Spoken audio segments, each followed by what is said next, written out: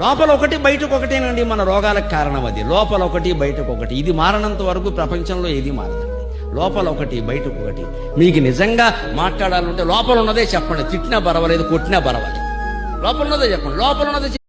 లోపల ఒకటి బయటకు ఒకటేనండి మన రోగాలకు కారణం అది. లోపల ఒకటి బయటకు ఒకటి, ఇది మారనంత వరకు ప్రపంచంలో ఏది మారదండి. లోపల ఒకటి బయటకు ఒకటి.